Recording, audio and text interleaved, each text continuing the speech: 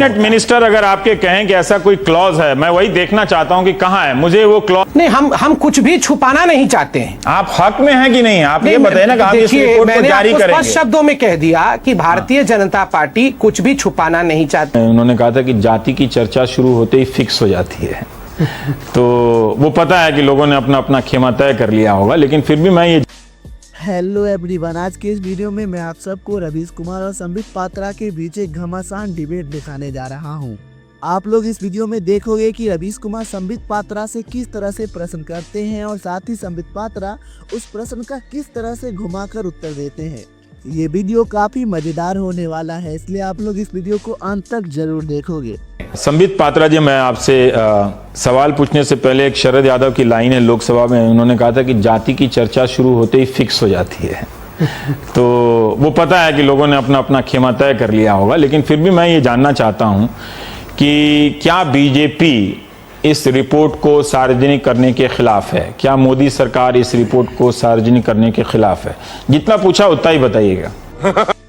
I am sorry बाबू, आपने जो प्रश्न पूछा बिल्कुल उसी प्रश्न का उदाहरण दे रहा हूं। आपको एक उदाहरण दे रहा हूं। आप देखिए, धोबी एक कास्ट है, वो पंजाब और हरियाणा में ओबीसी है, वो उत्तर प्रदेश में शेड्यूल कास्ट में आता है। अब कास्ट तो धोबी है, मगर दो राज्यों में उसकी अलग अलग जगह फिक्सेशन है। इसको स्टैंडर्डाइज कैसे किया जाए? दूसरा, आप देखिए, जो न्यू स्टैंडर्ड करने की तो जरूरत ही नहीं है। अलग अलग राज्यों में उन जाति की सामाजिक आर्थिक स्थिति क्या है और उसका हिस्सा यही बताना है।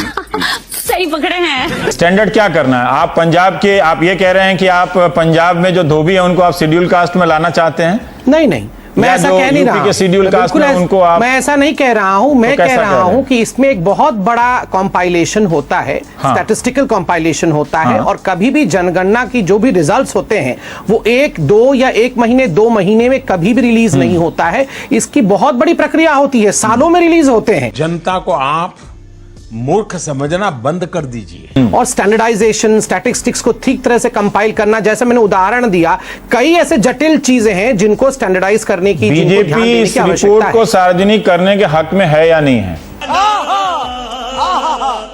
नहीं, हम कुछ भी छुपाना नहीं चाहते हैं। आप हक में हैं कि नहीं, आप ये बताइए ना कि आप इस रिपोर्ट को जारी करेंगे। स्पष्ट शब्दों में कह दिया कि भारतीय जनता पार्टी कुछ भी छुपाना नहीं चाहती है। खाओ मां कसम। जहां तक सेंसस है, रजिस्ट्रार जनरल ऑफ जो सेंसस हैं वो एक सेमी ऑटोनोमस बॉडी अपने आप में ही है, वो निर्णय लेगी तो रामविलास पासवान जो केंद्रीय मंत्री हैं, उन्होंने कौन सा नोटिफिकेशन पढ़ के बता दिया कि इसे सार्वजनिक नहीं किया जाएगा? ये फंस गया सीएम ने किसने बताया कि रामविलास पासवान ने हमारे सहयोगी मनीष कुमार को ऑन रिकॉर्ड कहा है कि उसमें एक क्लॉज है कि इसे सार्वजनिक नहीं किया जा सकता। नहीं, वो 2010 की शायद बात कर रहे थे, मगर मुझे ऐसा कोई क्लॉज ध्यान में नहीं है। हो सकता है, वो सांसद हैं, वो ज्यादा जानते हैं कि उस समय क्या इस पे कोई चर्चा हुई थी। मगर मैंने आपको वो फैक्ट्स कहे आप कि पासवान जी के इस बात से सहमत नहीं है ना? मैं ये जानना चाहता हूं, कैबिनेट मिनिस्टर अगर आपके कहें कि ऐसा कोई क्लॉज है, मैं वही देखना चाहता हूं कि कहां है, मुझे वो क्लॉज नहीं मिला। मुझे कैसे भी करके निकाल मेरे भाई, मैं फंस गया हूं यहाँ। जो मैंने जानकारी जमा की उसके हिसाब से ऐसी कोई शर्त नहीं है और नोटिफिकेशन में ऐसी कोई बात नहीं है। जयराम रमेश ने एक मंत्री के नाते, उस ग्रामीण विकास मंत्रालय के नाते उन्होंने कहा था, तो आपके कैबिनेट मंत्री को कम से कम फैक्ट पर बात करना चाहिए, फैक्ट बोलना चाहिए। जब मैंने चेक किया तो मुझे सही नहीं लगा, मुझे लगा कि शायद आपके पास कोई और जानकारी हो जो पासवान जी की बात को सपोर्ट करता हो। अगर हो तो आप बाद में भी दे सकते हैं किसी और कार्यक्रम में। मैं आपको एक चीज ऑन रिकॉर्ड कह रहा हूं, भाजपा के अंदर जो पिछड़े तबके से, समुदाय से लोग आते हैं, वो चाहते हैं ये सार्वजनिक हो, लेकिन एक अभिजात्य वर्ग है जिसका भाजपा पे हमेशा प्रभुत्व और नियंत्रण रहा है, वो नहीं चाहते हैं कि ये सार्वजनिक हो। अरे बाप रे, ये तो धोती खोल रहा है।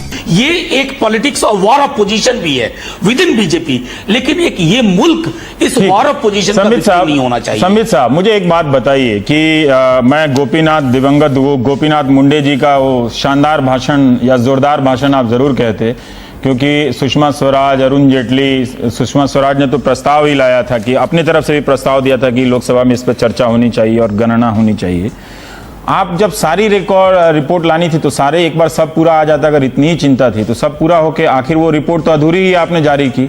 यही नहीं, अभी और सुनिए, जो मेन था ओबीसी वाला, ये चार्ज लग रहा है कि आपने ओबीसी का डेटा इसलिए नहीं छुपाया, जारी किया कि आप डर रहे हैं उसको लेके कि आपके पार्टी के भीतर भूचाल आ जाएगा और आपके पार्टी के जो दूसरे जाति के लोग समर्थक हैं जो ओबीसी नहीं हैं लेकिन जो ओबीसी प्राइम मिनिस्टर को वोट देते हैं वो लोग परेशान हो सकते हैं। ये बिक गई है गवर्नमेंट, अब गवर्नमेंट में कुछ नहीं है। देखिए रवीश जी, पहली बात तो है ये एक्स्ट्रापोलेशन है, जो चीज नहीं कहा गया उसको एक्स्ट्रापोलेट करके दिखाने का प्रयास है। अभी बड़े भाई मनोज जी कह रहे थे कि अभिजात्य वर्ग हमारे पार्टी में ऐसा है जो ओबीसी वाले डाटा को दबाना चाहता है। अरे जो ओबीसी व्यक्ति को प्राइम मिनिस्टर बना सका, एक तरह से तो मैं कहूंगा एचडी देवेगौड़ा जी वोकलिंगा कास्ट के थे, वो तो एक तरह से कर्नाटक में वोकलिंगा बहुत फॉरवर्ड कास्ट है, मगर एक तरह से हिंदुस्तान को पहला ओबीसी को प्राइम मिनिस्टर। मतलब आप अध्यक्ष जी के बात को डिफेंड करने के बाद छोड़ दीजिए ना भाई, स्लिप ऑफ टंग हो जाता होगा।